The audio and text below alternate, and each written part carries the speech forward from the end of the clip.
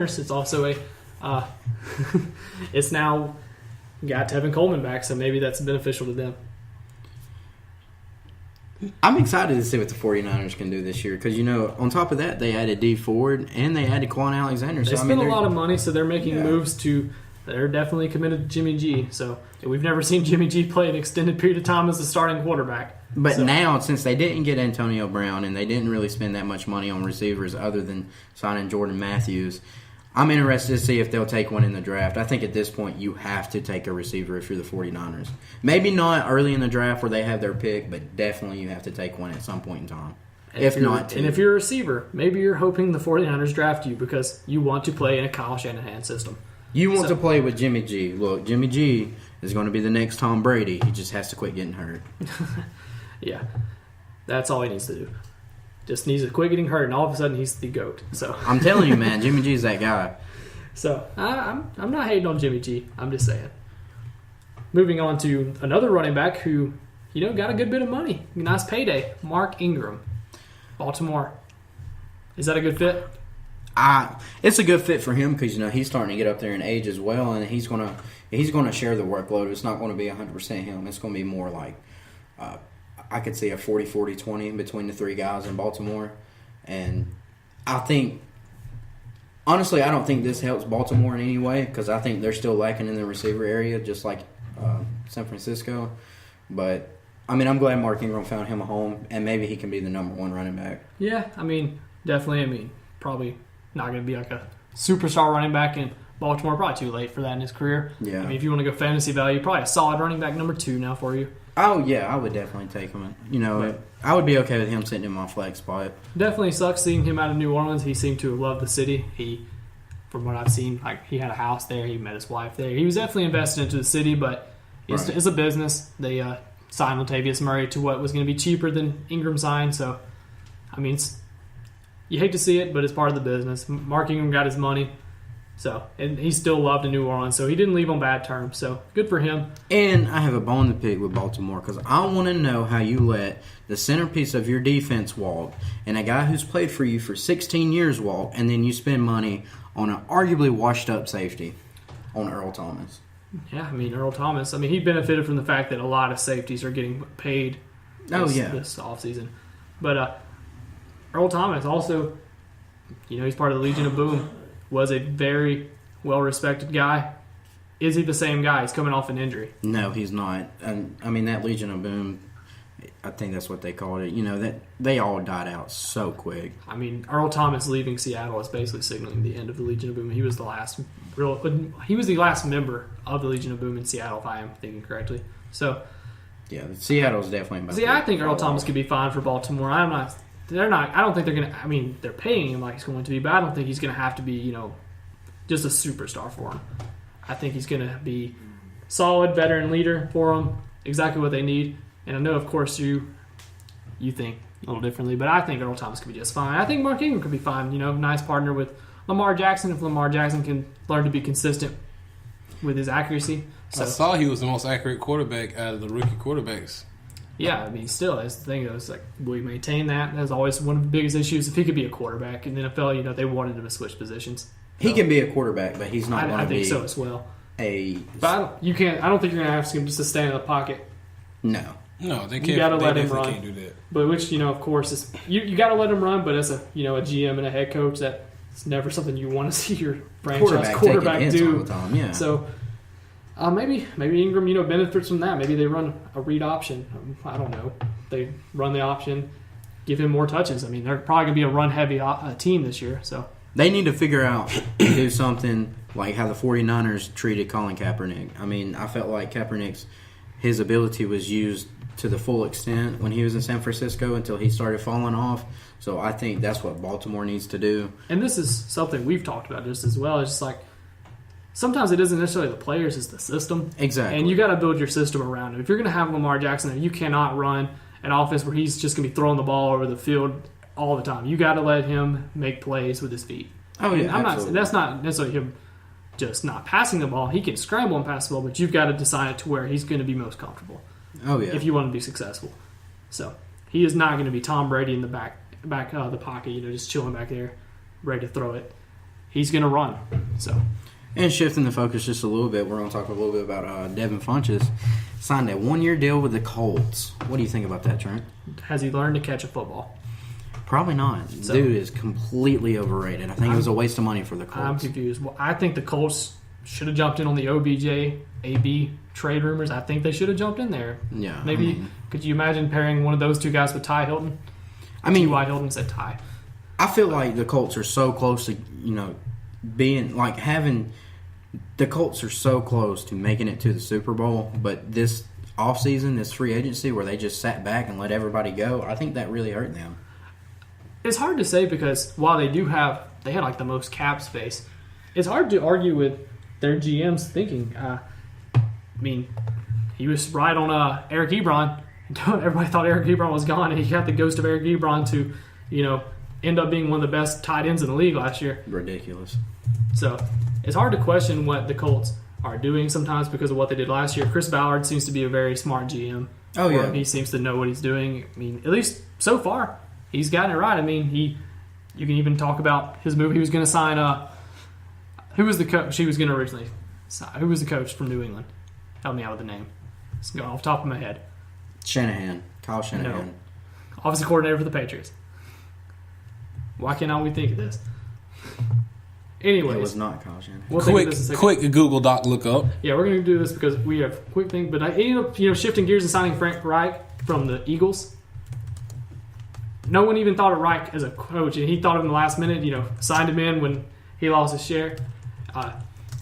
He lost his original plan for a coach. He brought in Frank Reich, and we saw what that did. The Colts were in the playoffs last year. They turned around. He turned out to be a pretty good hire for them, and he was the offensive mastermind behind the Eagles' run in 2017. He was the offensive coordinator there.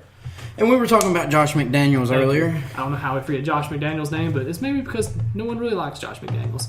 He can be a very disliked person, but he is the future head coach of the New England Patriots. So.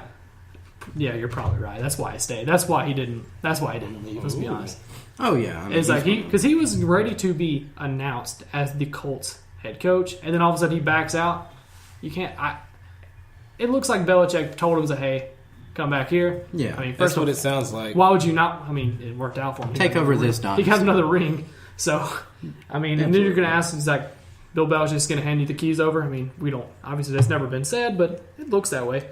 And you would assume that if Belichick were to leave, you're going to want to bring in a guy that has already been in the system. Yeah, and that Belichick trusts, and more importantly, Tom Brady trust. And while Tom Brady may not be around for that, we don't know how much longer he'll play.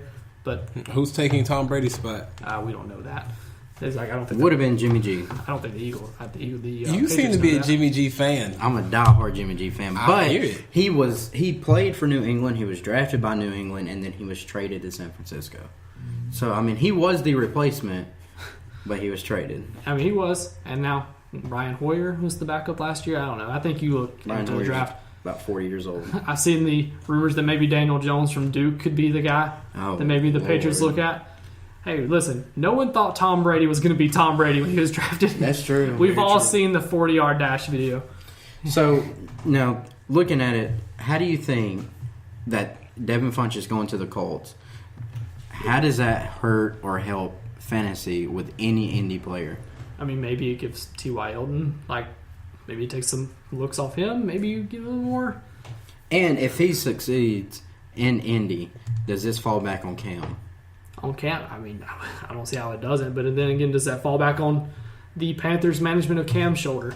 So you can argue what's really wrong with Cam. I think Cam is severely overused. But I've seen some videos of Devin Funchess where the ball hit him in the hand and he could not catch the ball. Yes. Yeah. He could not catch the ball. He's paid to catch the ball, and he struggles to do that sometimes. Still can't catch the ball. So it's hard to argue maybe that Cam's messed up. Of course, Cam's shoulder was also messed up. The Panthers mismanaged that. But, yeah, I think if Devin Funchess has a good year, you're going to look back and say, why could Cam not use this guy? It's definitely Cam's going to get blamed. All right, I would like to end on this. Trent, give me one sleeper team and then one team that you think will be overrated. If we want to go overrated, and I'm going to start with the overrated. When I say overrated, I'm not saying this team won't be good. I'm going to give you two.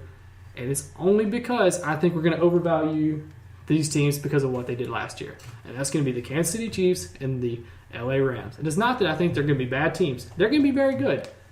I just think we're going to start the year thinking, oh, this is the Super Bowl matchup. I guarantee you that's going to be one of the more popular Super Bowl predictions of the year. But the thing is, with them is, I don't care how good Mahomes was last year. He was a great player. I would draft him in fantasy football. I would be just fine with Patrick Mahomes being on my NFL team. Absolutely. He's still a young quarterback. Jared Goff, still a young quarterback. These guys are going to make young guy mistakes, most likely. And it's hard to bet on them sometimes compared to a Tom Brady or a Drew Brees. So I think Kansas City will be a lot worse than they were this past year because, well, not a lot. I mean, they'll still make the playoffs, but their already horrible defense just got gutted in this free agency. They got Tyrann Mathieu. But, I mean, you lose D Ford and Justin Houston, They too. also released Eric Berry. So, Eric Berry you signed one guy, the last couple years. and then you lose, a quarter of your defense. That was the production of your defense. Yeah, and it's not that I think as we've seen, what they did last year without really, they really didn't have much of a defense last year, it seemed. And they still did pretty well. It's just, I think we're going to over-rank them. I honestly wouldn't be shocked if once, the NFL season rolls around, once we get closer to it, we're going to see a lot of predictions. Always going to be the Rams versus the Chiefs. And then moving into, I know you asked me my sleepers.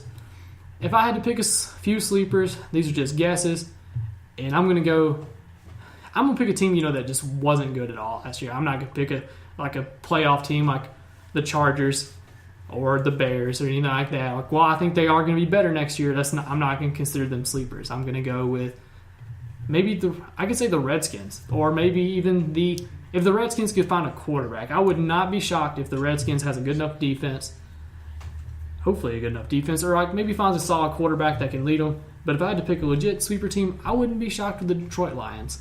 You still got Matthew Stafford, who, while he got a lot of criticism last year, I think he's a great quarterback.